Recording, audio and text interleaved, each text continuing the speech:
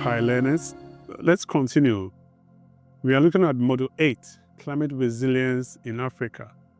This is a very important model because, like the others, we are looking at how to better prepare for climate change and its impact. So in this model, you explore how Africa, and especially Ghana, is building resilience in the face of climate risk. Resilience is not just about surviving shocks. It's about thriving despite these shocks that comes our way. So from women-led agroforestry project in Wa to the restoration of mangroves in Anloga, resilience is alive and growing across the continent. And these are stories that need to be told, or we need to understand going forward, and how that can also drive us to think of our own way. So at the end of this session, you will be able to understand the concept and the importance of climate resilience. You'll also be able to identify key risks facing Ghana, with particular emphasis on food insecurity, water scarcity, and extreme events. You'll also be able to explore African and Ghana-led resilience strategies. And then also you will be able to examine the roles of indigenous knowledge, youth and women in driving innovation when it comes to climate efforts. So let's start by trying to understand what climate resilience is about.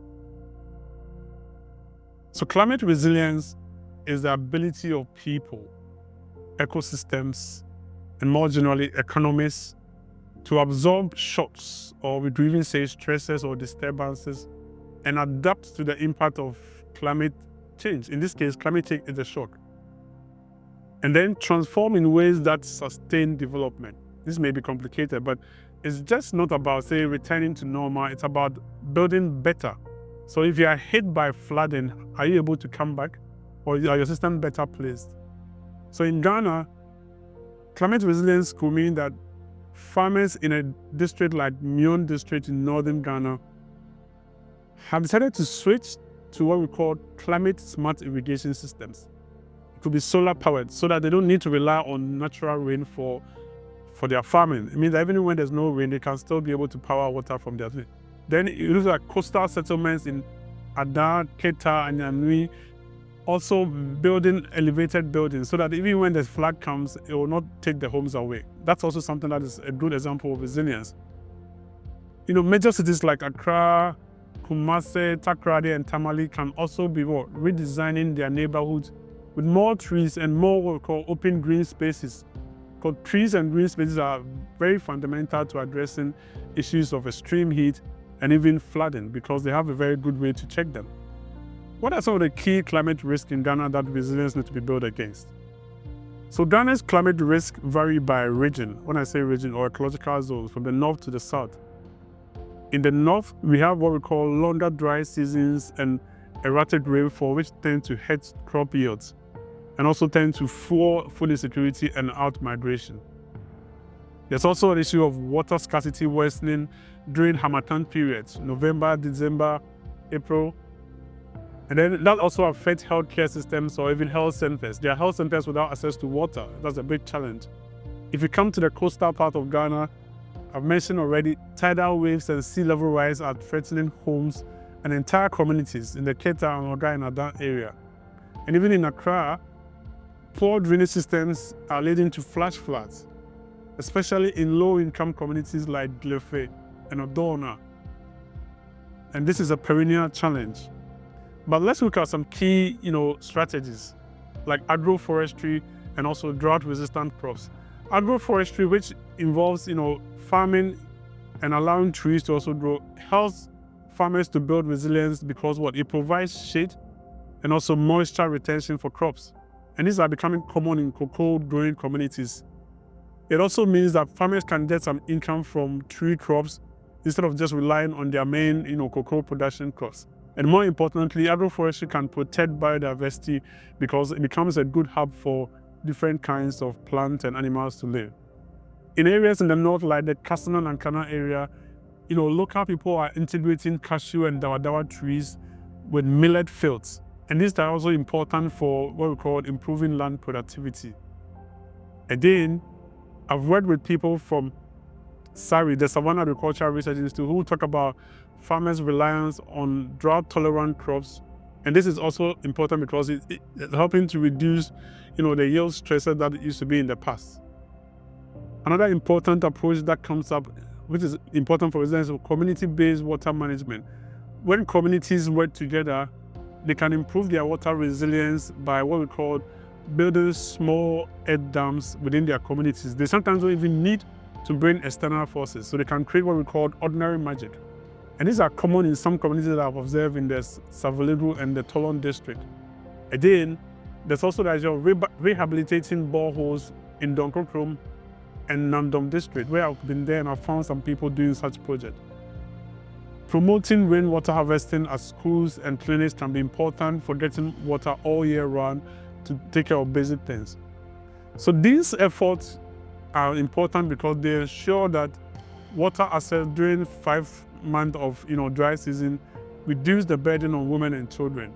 And these are very gendered issues, so that children can go to school, women can also be able to do about their other activities. So there are also some key examples of some what we call Sahelian pastoralist strategies. In countries in the Sahelian regions like Burkina Faso and Mali, and even in the northern part of Ghana, pastoralists and what we call Fulani people in Ghana, for instance, they move livestock seasonally based on pasture availability. But with climate stresses increasing, communities now are using what we call, very important, mobile phones to access weather forecasts. This is an important resilience strategy. They're also using solar-powered GPS to map water points across different parts of the landscape. There's also the issue of conflict-sensitive grazing areas where they don't go. These are very important strategies. And I think when expanded, such flexibility can help avoid resource conflicts and maintain animal health, across the divide.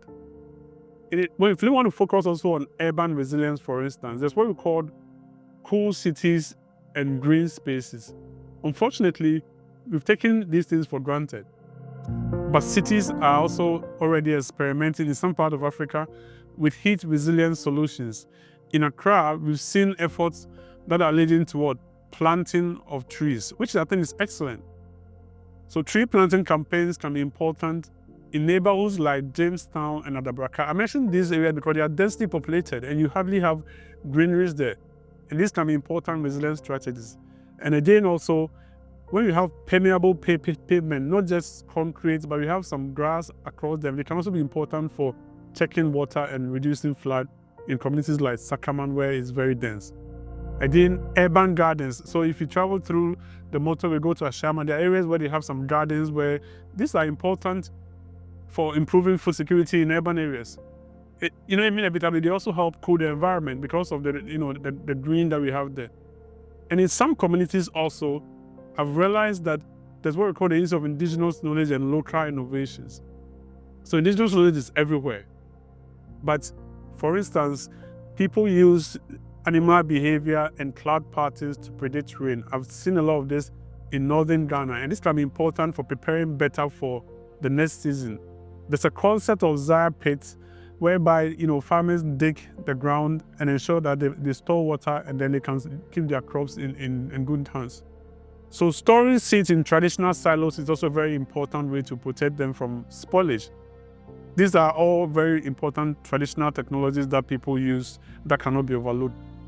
So inevitably, these low-tech innovations can complement modern forecasts and enhance trust and uptake of climate-smart practices.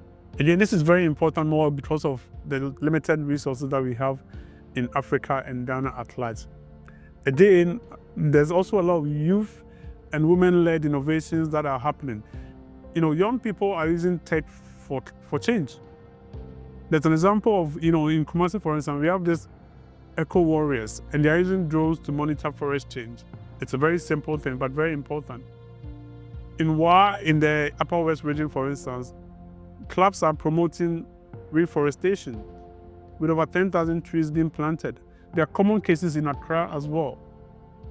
If you go to women's, groups in many parts of northern Ghana, for instance, one example that women in Bongo are leading compost training activities, while those in Zebila, also in the north, operate solar drying units for share processing. These are small, but they are helping to cut emissions and then also boost profits for local, communities. Very important examples that can be learned from other places. Other case studies that I also want to highlight in Kumbungu district, for instance, where I traveled a lot recently, share cooperatives are using fuel-efficient foodstuffs to reduce tree cutting. You can see from some of these images. And also in Anloga, for instance, there's what we call community-based mangrove nurseries and planting schemes, which are taking a very important step to, reducing the impact of their mangroves. There's also youth-run climate literacy campaigns in local schools that are also important. For example, one example that I saw in Techiman, where there's rooftop water harvesting projects to support backyard, gardening systems. Again, these are small examples, but they always have a sense of what can be done and what we need to look at. So let's look at some final reflections, okay? Think of your own environment. This is a very important one. How does your neighborhood or your community manage the changing weather? Have flood drains been built? Do farmers in your area receive weather updates? These are important things to reflect on. A few of them, but you need to reflect on them because climate resilience is a shared responsibility.